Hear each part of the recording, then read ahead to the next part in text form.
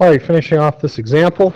So if I take a step back, we're now on to C part. On average, what percentage of cars would you report turn left at the intersection? So we're going to use our skills with percentage. So I need to do some calculations here.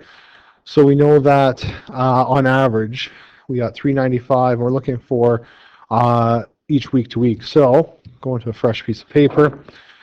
So C part, the percentage.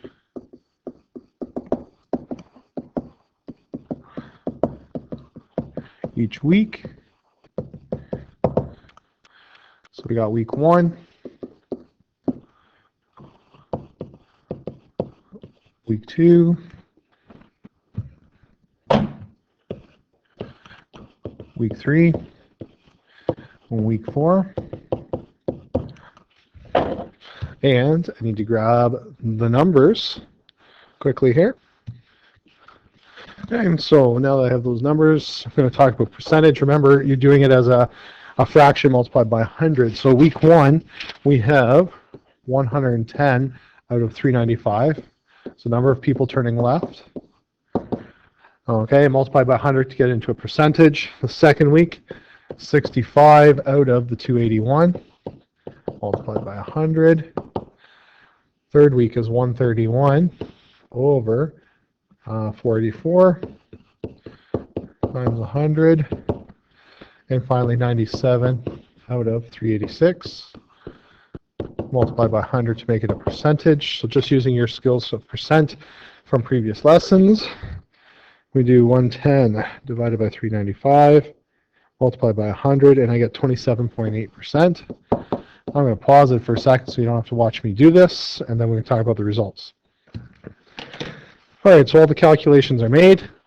So now we're looking at percentage each week. So if you were to be a betting person here, or I asked you to make a conclusion, if you're looking at those 4 percentages, what percentage would you say will turn left each week? So 27.8, 23, 27, 25.1. So if you're looking at that, it looks like it's pretty much a quarter every time. Now you could actually figure it out if you want, add them up and divide by 4. Okay, but I would say therefore at least 25%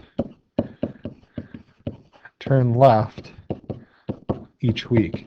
So 1/4 of the traffic turns left on average each week.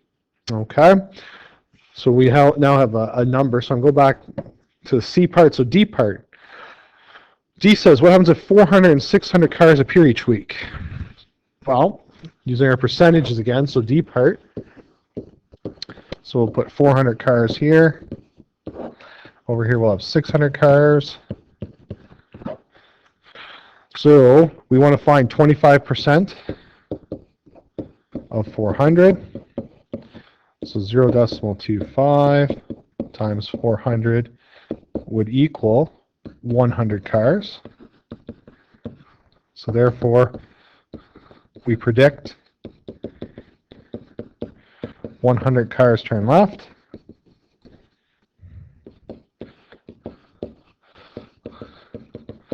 Similarly, we're looking for 25% of 600. So we're looking at 0.25 times 600. So that would be 150 once you put it through the calculator. So therefore we predict. So what we can do is we can look into the future, and let's say we think traffic's going to increase. You can make a prediction as to how many cars will turn left based on your data results.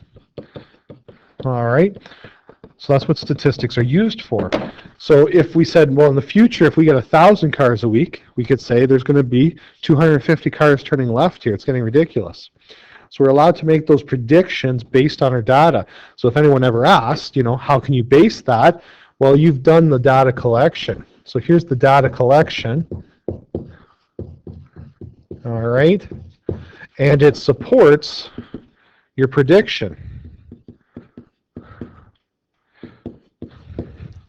So if you're ever questioned, you could say, well, look, I have the data to support it. Okay, so data collection always supports your prediction. So in order for you to go to your boss or your employer or to the town council, if you have a complaint, you need to have data collected to back up your prediction or your concern. So it's very, very important that you understand that needs to be supported. E, what are some potential solutions to this problem? So this one's pretty wide open. What are some solutions to the left-hand turning lane? Or sorry, the left-hand problem there. So I've kind of alluded to one there. It could include putting an advanced green in, or creating a left-hand turning lane. Okay, so these are the examples a little bit more complicated when you haven't been, maybe you don't as comfortable with driving, but we could put left-hand turning lane.